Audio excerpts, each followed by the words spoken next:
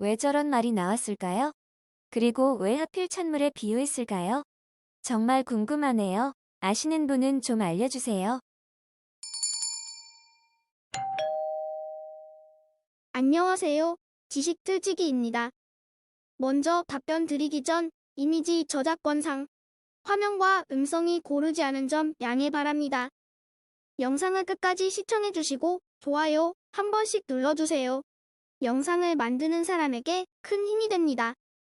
답변 드리겠습니다. 애 앞에선 찬물도 못 마신다는 옛말은 무심코하는 부모의 일거수일투족조차 백지 상태의 아이에겐 강한 흔적을 남기기 때문이죠.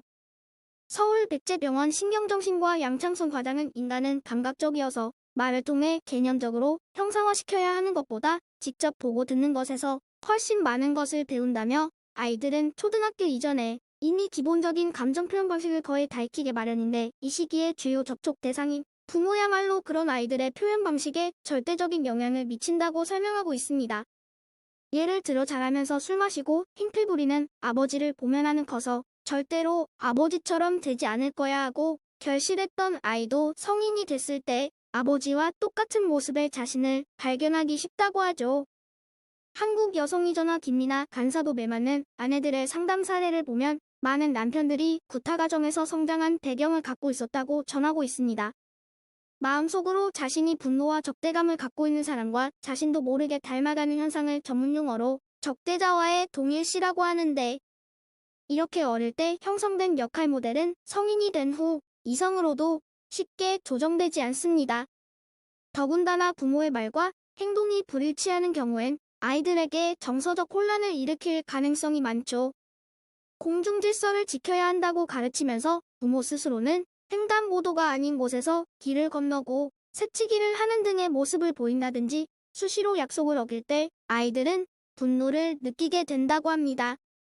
하지만 부모에게 순종해야 한다고 배워온 아이는 그런 감정을 품었다는 것으로 인해 죄책감이란 부담을 준 부모에 대한 원망으로 자리 잡죠. 이런 분노 죄책감 분노에 악순환은 아이에게 내재돼 있다가 작은 자극에도 쉽게 분출되게 마련입니다. 모범생이었던 아이가 문제 행동을 보였을 때 부모는 우리 아인 착한데 친구를 잘못 사귀어서 라고 생각하기 쉽지만 알고 보면 그런 불만을 품고 있었던 아이가 대부분입니다.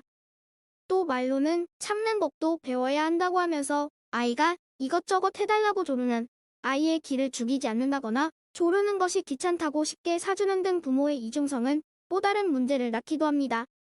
아이는 자신이 바라는 것은 얻었기 때문에 그런데 엄마, 아빠가 진짜 나한테 바라는 것은 뭐예요?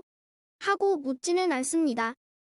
그러나 이 같은 이중성에 계속 노출돼 자란 아이는 커서도 대인관계에서 명확한 의사표현을 못하게 되는 경우가 많다는 것.